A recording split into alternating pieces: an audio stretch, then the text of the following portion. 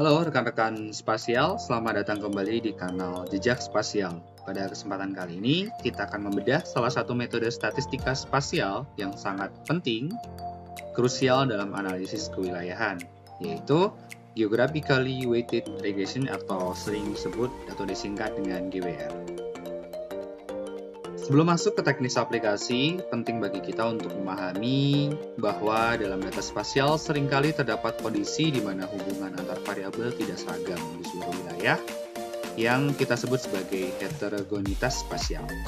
Nah, berbeda dengan regresi linear atau standar atau OLS atau Ordinary Least Square, itu yang mempunyai sifat global dan mengasumsikan satu nilai koefisien berlaku untuk semua lokasi. Nah, GWR itu adalah salah satu model regresi lokal yang mengubah regresi global menjadi terboboti, menghasilkan penduga parameter yang berbeda-beda untuk setiap titik lokasi atau wilayah dalam hal ini ya. Nah, salah satu hal yang mendasari analisis ini adalah hukum satu geografi atau Tobler ya, hukum Tobler menjelaskan bahwasannya GWR bekerja berdasarkan prinsip bahwasannya setiap objek itu mempunyai keterkaitan, namun objek yang berdekatan atau mempunyai jarak yang lebih dekat memiliki pengaruh yang lebih besar dibandingkan objek yang lain atau objek yang lebih jauh. Nah, apa sih perbandingan antara GWR dan OLS? Nah, OLS sendiri memiliki cakupan umum untuk semua lokasi, artinya dalam satu wilayah tertentu itu sama ya. Kemudian statistiknya tunggal, kemudian tidak bisa divisualisasikan, kemudian tidak berhubungan langsung dengan SIG dan tidak adanya pengaruh peruangan. Berbeda dibanding terbalik dengan regresi lokal atau GWR yang merupakan mempunyai cakupan lokal, kemudian nilai statistiknya beragam, multi value ya, ada setiap wilayah mempunyai nilai statistik yang berbeda-beda, kemudian dapat divisualisasikan dalam bentuk peta pastinya, kemudian berhubungan erat dengan GIS ya pastinya, dan adanya pengaruh peruangan ya, antara perbedaan antar ruang. Nah, dalam prakteknya mekanisme pembobotan itu ada skema tetap atau fix di mana menggunakan bandwidth yang tetap. Nanti kita akan coba pelajari dalam teknisnya. Kemudian ada skema adaptif di mana menyesuaikan bandwidth berdasarkan kerapatan data yang lebih pendek di area tertentu. Kemudian untuk melihat baik tidaknya suatu model GWR tuh salah satunya dengan kalibrasi nilai AICC atau Accurate Information Criterion. Itu untuk melihat bagaimana AIC dalam suatu model itu cukup bagus atau tidak. Nah, secara ringkas, tahapan analisis dalam ARGIS itu terbagi menjadi 3, yaitu di tahap persiapan data. Ini nanti ada persiapan data di dalam bentuk Excel, kemudian kita ekspor dalam bentuk CSV atau XLS yang kemudian kita joinkan ke suatu file desa ataupun batas desa atau batas administrasi yang lainnya. Kemudian eksekusi model GWR di mana situ nanti kita akan praktekkan di pada kesempatan kali ini, dan visualisasi hasil yaitu beberapa hasil yang penting untuk disajikan, untuk dibahas atau mungkin dinarasikan atau diinterpretasikan dalam hasil ini. Nah, sebagai contoh kasus GWR itu contoh kasus yang paling umum misalkan ya, di mana dependent variable atau Y-nya itu adalah deforestasi, di mana X-nya itu ada beberapa faktor penyebab yang itu kita akan menguji bagaimana pengaruh dari kepadatan penduduk misalnya, jarak ke pelabuhan, jarak ke pusat kegiatan lokal, maupun jarak ke pertambangan ataupun luas pertambangan terhadap variabel deforestasi Y di suatu wilayah.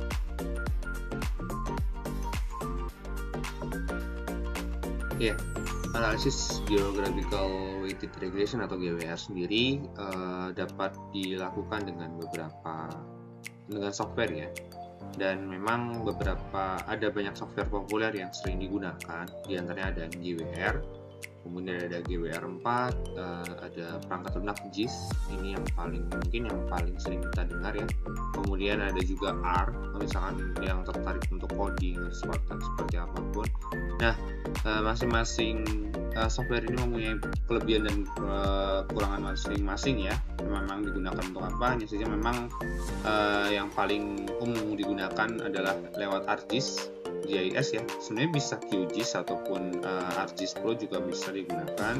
Tapi pada kesempatan kali ini saya akan menggunakan ArcGIS ArcMap ya, desktop, karena memang keunggulan dari sini adalah kita bisa melakukan visualisasi data setelah hasil itu keluar.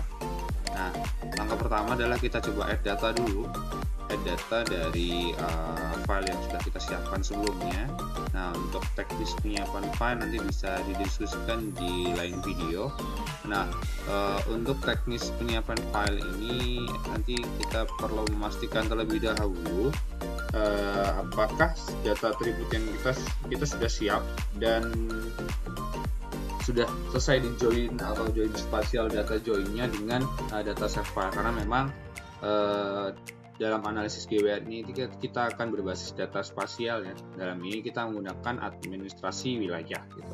Nah, setelah kita pastikan, kita coba cek, jadi susunan datanya itu terdapat data informasi wilayah, kemudian di sini saya menggunakan desa ya.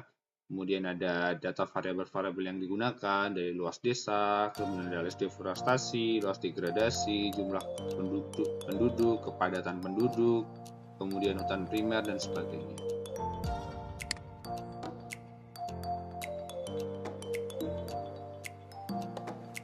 Dalam prakteknya, sebelum kita melakukan analisis GWR, kita perlu menjalankan analisis ordinary least square atau OLS terlebih dahulu untuk dapat melihat atau memastikan bahwasanya model yang kita coba susun itu sudah valid.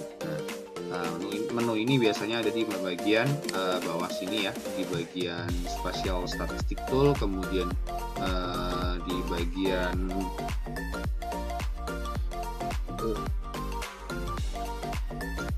statistik tool, kemudian di sini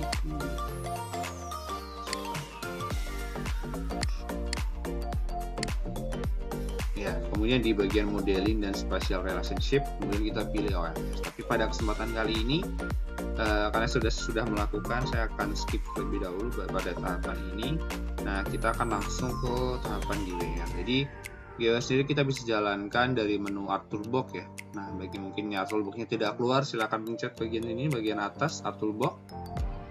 Kemudian kita pilih Spatial Statistic Tool.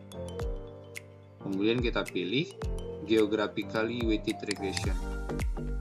Oke, maka akan muncul pop-up ya, pop-up merisi analisis GWR. Di bawah juga terlihat bagaimana penggambaran dari GWR itu seperti apa dibandingkan dengan analisis yang lain ya. Ini informasi sebelah kanan ini cukup bahasanya. Di sini menjelaskan GWR ini adalah lokal dari sebuah persamaan regresi linear untuk melihatnya secara spasial, untuk melihat variasi spasial gitu. Nah, kita akan coba langsung masukkan datanya. Bagian input feature silakan masukkan file yang sudah di SAP-nya. Kemudian dependent variable, kita tentukan yang menjadi dependent variable. Jadi ada dua komponen penting ya adalah dari GWR, yaitu ada dependent variable dan independent variable atau explanatory variable ya. Nah, dependent variable kita coba luas deforestasi. Nah, kemudian untuk explanatory variable, karena sebelumnya saya sudah coba untuk menyaring ya variabel-variabel mana, kemudian melakukan trial dan error.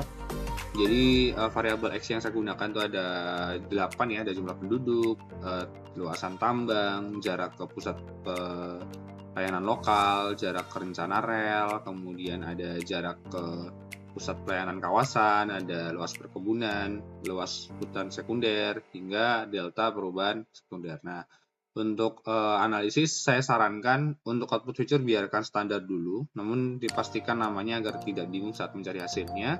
Kemudian bagian kernelnya kita pastikan kita biarkan fix aja. Kemudian untuk bandwidth method kita pilih ICC. Kemudian setelah itu silakan klik OK.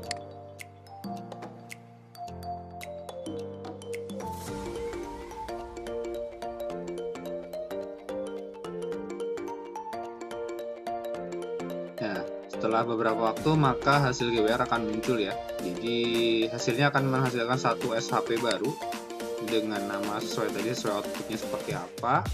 Nah, hasil GWR ini kita akan cek, sudah dapat kita cek hasilnya di open attribute saja. Nah, jadi terlihat bahwasanya ada beberapa hal seperti observe, nilai y-observe yang akan digunakan untuk disajikan dalam spasialnya. Kemudian ada nilai r lokal square, kemudian ada y predicted, kemudian ada koefisien untuk masing-masing variabel termasuk koefisien interceptnya. Nah, setelah tahapan ini, langkah yang perlu kita lakukan adalah melakukan layout ya untuk variabel yang ada. Silahkan disesuaikan untuk layoutnya.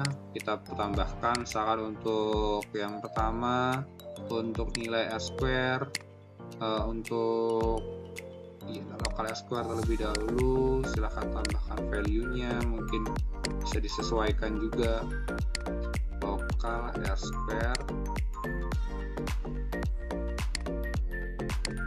Nah, di sini terlihat bahwasanya nilai lokal square itu berada pada rentang 0,3 sampai 0,6. Jadi sebenarnya menunjukkan bahwasanya model yang kita bangun mewakili 30% sampai 60%. Jadi masih ada beberapa variabel yang belum bisa tergambarkan dari model. Nah, kemudian selain lokal square, kita juga tampilkan nilai dari y predict, y observe, kemudian y predicted, kemudian koefisien untuk masing-masing hasil, misalkan jumlah penduduk seperti apa pengaruhnya. Jadi kalau misalkan sepintas cara membacanya adalah nilai koefisien di sini menunjukkan bahwasannya setiap kali peningkatan, dalam hal ini misalkan jumlah penduduk, jadi ada pengaruh, memberikan pengaruh ke deforestasi sebesar 0,22 satuan pada 0,22 satuan untuk deforestasi itu ditujukan pada yang warna merah nih. Artinya ketika di suatu lokasi di sini ada kenaikan jumlah penduduk, itu akan memberikan pengaruh deforestasi sebesar 0,22 satuan, terutama di area yang berwarna merah. Jadi area-area merah ini yang akan terpengaruh cukup signifikan ya gitu dibanding yang lain, meskipun hanya 0,22. Nah, besarnya variabel ini akan berbeda-beda untuk setiap variabel. Misalkan contohnya ini koefisien untuk penambahan perkebunan ternyata sampai 0,7 rentangnya. Kemudian ada juga untuk JPKL sampai 6,6, bahkan ini cukup besar, bahkan ada juga yang negatif. Nah, ini untuk teman-teman nanti bisa narasinya disesuaikan. Nah, proses ini memang akan atribut-atribut baru tadi yang kita perlu tampilkan sebagai hasil analisis dari GWR ya, untuk memberikan informasi bagaimana pengaruh suatu variabel terhadap dependent variabel yang kita tentukan di awal. Nah, sebagai penutup, analisis GWR ini menyadarkan kita bahwa kebijakan atau intervensi di suatu wilayah tidak bisa disamaratakan atau menggunakan pendekatan one size fits all ya. Jadi melalui peta-peta yang dihasilkan tadi, kita bisa memberikan rekomendasi yang lebih spesifik berbasis alokasi sesuai dengan karakteristik unik dari setiap wilayah. Oke, terima kasih telah mengikuti tutorial di Jejak Spasial hingga akhir. Jika Anda merasa penjelasan ini bermanfaat dan membantu pekerjaan atau riset Anda, jangan ragu untuk menekan tombol like dan lalu berikan komentar Anda jika ada kendala teknis maupun pastikan Anda sudah subscribe agar tidak ketinggalan tutorial analisis spasial mendalam lainnya. Sampai jumpa di lain video. Salam spasial.